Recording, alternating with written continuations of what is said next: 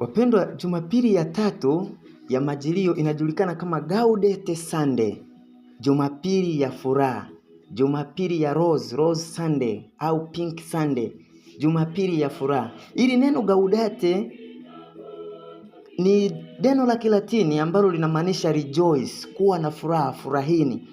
Sasa kuna maswali mengi tunaweza tukao tunajiuliza, ambayo tunaweza kujiuliza kwamba kwa nini tufurahi? Swali la kwanza. Swali la pili, vyanzo vya furaha, sababu za kufurahi ni nini? Nifanyeje niwe na furaha? Swali jingine ambalo ni kubwa zaidi, ambalo linaweza likawa linatutesa sana, kwa sababu tunaishi kwenye ulimwengu ambao una mahangaiko mengi, tunakosa furaha. Kwa hiyo tunaweza tukao tunajiuliza kwamba wakati tunapitia katika nyakati ngumu hizi, mfano zaidi kama taifa letu sasa tunavyopitia wakati wa giza, wakati wa machafuko, wakati ambapo tumeexperience vifo vingi, tunaishi tukiwa na magonjwa, uchumi unayumba, kwenye ndoa hakuna amani tena. Labda sisi watu ambao tupo makanisani, watawa ambao tulitegemea tuwe na furaha, hakuna furaha, ni marumbano, chuki. Nitafurahije kwenye hali hii? Lakini swali jingine labda unaweza kusema ni furaha ya namna gani tunayoalikwa kwenye Jumapili hii? Kitu cha kwanza ni muhimu sana tutofautishe ni furaha gani tunaalikwa kuwa nayo katika Jumapili hii ya Gaudete Sunday, Rose Sunday, Jumapili ya Pink. Ni vizuri utofautishe kati ya happiness na joy. Kwa Kiingereza, kwa Kiswahili sijui tunasema furaha, lakini kuna tofauti kati ya maneno. Happiness ni hali ya kuwa na furaha ya nje, the external experience, yani unakuwa na raha ambayo ni ya nje, vionjo vya nje. Lakini tunaposema joy, ambayo ni neno la leo ambalo linatokana na Gaudete, to rejoice, ni internal experience, your external forum which lasts longer, kitu ambayo huipotezi, ile furaha ambayo inatokana na ndani, ule mguso wa ndani wa moyo. Sasa ndo tunayoalikwa. It's not just a matter of happiness, lakini ni joy. Kwa hiyo kwa Jumapili hii, ili somo linadokezwa kwanza na nabii Isaya kwenye somo la kwanza, sura ya 35 aya ya kwanza hadi ya 6 mpaka ya 10. Kuna sehemu para anatuambia Isaya anasema, waambieni walio na moyo wa hofu, jipeni moyo, msiogope. Tazama, Mungu wenu atakuja na kisasi, na malipo ya Mungu atakuja na kuwaokoa ninyi. Kwa atakuja kuokoa. Kwa hiyo tayari Yohana anatudokeza, nabii Isaya anatudokeza kwenye moyo wa hofu. Tupo kwenye wasiwasi, kama nilivyosema, wasiwasi wa kujiuliza maswali kama haya kwamba kwa nini sasa watu wema wanateseka wakati Mungu ameshatuahidi. Nabii Isaya kwenye sehemu yake nyingine kwenye sura ya 3 aya ya 10 mpaka ya 11 anatuonyesha kwamba Mungu atatenda mema kwa watu ambao walio wema, the righteous people. It shall be well with them. Lakini kuna sehemu nyingine kama Ayubu sura ya 14 aya ya 7 anatuambia kwamba the innocent people they will never perish. Kwa hiyo watu wema hawataangamia. Mungu hawezi akawaangamiza watu wake. Pia unaweza kaangalia pia kwenye Mithali sura ya 12:21. Ni vitu ambavyo vinaonyesha ambao kama vile mbona hatuoni hivyo, sasa itakuwaje? Lakini kwa hiyo ameshatuonyesha tupo kwenye hofu ile. Ukitoka pale, kabla tujaenda kwenye injili ambayo inatoa picha halisi ya furaha yetu iweje, inabidi tugusie kwanza Mtume Yakobo katupa vitu ambayo Jumapili hii ya mwaka A inatupa. Yakobo sura ya 5 ya 7 mpaka ya 10, ambayo ni tofauti na Jumapili nyingine hizi za furaha ambazo huwa tumezoea kupata somo kutoka kwa Wafilipi sura ya 4 ambayo inasemeni furahini katika Bwana siku zote. Tena nasema furahini, rejoice in the Lord always.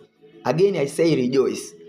Leo tunaletewa maneno ya Yakobo haya ambayo yanadokeza sana mambo mawili muhimu: uvumilivu na kutonungunika, kwamba tubaki katika uvumilivu, kwamba tuvumiliane, tuwe na mtazamo mmoja tunapopita katika nyakati ngumu, tusiwe na manunguniko wala tusije tukahukumiwa. Unaona? Kwa hiyo Yakobo anadokeza kitu cha uvumilivu. Kwa hiyo katika kuitumainia hii furaha ya kweli kutoka kwa Kristo, tunadokezewa kitu cha uvumilivu na kuepuka manunguniko, malalamiko, kila kitu kukipokea kwa moyo wa uvumilivu na subira. Kwa hiyo hii kitu sasa itupeleke kwenye injili. Kwa nini nasema kuna picha halisi ya furaha yetu inatoka wapi? Ukiangalia injili yetu inatoka Mathayo sura ya 11 ya pili ya 11. Hii injili imegawanyika katika sehemu 3, lakini mimi ningependa sana kuconcentrate sana na mwanzoni na sehemu ya 3. Mwanzoni tunaona picha ile kwamba Yohane Mbatizaji ambaye ni nabii alomtangaza Yesu yuko gerezani, anaamua kuwatuma wanafunzi wake kwamba nendeni mkamuulize ndiye yule ajaye au tumtazamie mwingine. Sasa kabla sijafikia ile sehemu ya mwisho kule, Yesu anakuja na mjibu. Anamjibu tu kirahisi kwamba akujibu ni yeye. Alisema nendeni mwambie kwamba mlioyaona kwamba au mlioyasikia na kuyaona, vipofu wanapata kuona, viwete wanakwenda, wenye ukoma wanatakaswa. Hivyo anamtabiria matendo ya Yesu kwamba ndo haya, anampa jibu kwamba ni. Lakini sasa swali la kujiuliza, kwa nini Yohana doubt? Yaani Yohana angewezaje kuwa na mashaka kwa mtu ambaye alimhubiria yeye mwenyewe? Kwa hiyo cha msingi ni Kwa hiyo Yohana Mbatizaji, haya mashaka yake, wasiwasi wake unatokana nini? Kumbuka Yohana ndio nabii ambaye amemtangaza Yesu, ametangaza ujio wa Yesu na akambatiza. Sasa kwa nini? Kwa sababu alishamtangaza kama Masia, kama mkombozi, kama mfalme, kama mwana kondoo wa Mungu. Tazama mwana kondoo wa Mungu aondoaye dhambi za ulimwengu. Sasa kwa nini amdauti? Na mbaya zaidi, Yohana Mbatizaji ana undugu na Yesu, kwa sababu tunaambiwa Elizabeti ni binamu yake na Bikira Maria. Kwa hiyo watu ni ndugu. Huenda walikuwa wakiwa wanafahamiana, Yohana akiwa mkubwa miezi 6 kwa Yesu. Na kizuri zaidi au cha pekee zaidi, Yohana ukimtoa mama Bikira Maria, ni mtu wa kwanza ku experience the perfect joy, the true joy of divine experience. Yohana akiwa tumboni mwa mama yake, akiwa ndani ya tumbo la mama yake Elizabeti. Tunaambiwa katika Luka sura ya 4 aya 44, kwenye yale maamkio ya Bikira Maria alivyoenda kumtembelea Elizabeti, tunaambiwa kwamba Elizabeti anajibu kwamba mara niliposikia sauti yako, mtoto mchanga tumboni mwangu aliruka kwa furaha. Mtoto aliruka kwa nini? Kwa furaha. Sio Elizabeti, mtoto ni nani? Ni Yohana. Kwa hiyo kama Yohana aliweza kuexperience ile joy ambayo tunataka tuiongelee leo, furaha hii ya kweli ambayo tunaalikwa tufurahi leo siku ya Gaudete Sunday. Sasa ni kwa nini leo anamdauti, anauliza kama ni yeye au ni mwingine? Kwa sababu kitendo cha kuruka Yohana tumboni mwa mama yake ameshatangaza kwamba anamtambua huyu ni Mungu. Na ndio maana mama Elizabeth anamuuliza Bikira Maria, imekuwaje mpaka mama wa bwana wangu anijie mimi? Unaona Kwa hiyo ni nini? Kuna vitu vilimpelekea Yohana awe na mashaka haya, ambavyo ni vitu ambavyo vinatunyima furaha, wapendwa, wakati huu, ambavyo mimi ningetamani tukiviondoa hivyo tukavijua, kesho tutakuwa na furaha ya kweli, na furaha hii tutatembea nayo mpaka siku ya Krismasi. Cha kwanza, Yohana alikuwa na wasiwasi, doubt. Kwa nini? Anakuwa na hali ya mashaka. Kwa hiyo na sisi tupo kwenye wakati wa mashaka, wakati wa wasiwasi. Lakini kwa nini Yohana anakuwa au kitu kingine, tunaweza tukasema labda Yohana alituma haya watu kwenda kumuuliza kama ni yeye, kwa sababu alikosa matumaini, alikosa subira, alikosa uvumilivu, kitu ambacho tumeambiwa na mtume Yakobo kwenye somo la 2. Lakini jambo la 3 ni mateso. Yohana yuko kifungoni. Hakuna mtu ambaye anakuwa kwenye kifunga akabaki na furaha. Tujiulize kama Tundu Lissu sasa hivi amekaa gerezani, hakutegemea kukaa hizi siku. Kwa hiyo lazima yupo kwenye mateso, yupo kwenye maumivu. Lakini pia mtu unaweza kuwa kwenye maradhi, au unakaa na mume wako mnapigana kila wakati, haupo kwenye sehemu ya vita. Kwa hiyo lazima. Lakini kitu kingine cha Yohana ambacho mimi nafikiria kilimgusa zaidi, Yohana alimjua kwamba Mungu ni Masia. Ni Yesu ni Masia, ni Mungu, ni mkombozi, ni mfalme na nguvu wote na uwezo wote. Sasa kwa nini asiende kumtetea? Kwa nini? Kwa hiyo na sisi tunaweza tukao kwenye hali hii. Unapokuwa unategemea mtu ambaye ulitegemea akutetee, mtu ambaye ulitegemea aje akukomboe, mtu ambaye ulitegemea aje akushuhudie ukweli kwamba huna kosa. Kumbuka aliwekwa kifungoni bila kuwa na kosa maalum. Kosa lake lilikuwa ni kusema ukweli. Labda watu ambao ulitegemea waje kutazama, wajitokeze kuja hata kuongea na wewe, kukuoje, au hata kukujulia hali, au hata kukutendea miujiza. Yesu alikuwa mtenda miujiza. Kwa hiyo linatulisha kwenye hayo maswali kwamba why do righteous suffer? Kwa nini watu wema wanateseka? Labda ndo wale alikuwa nayo Yohana, ambao kila mtu anaipitia leo hii.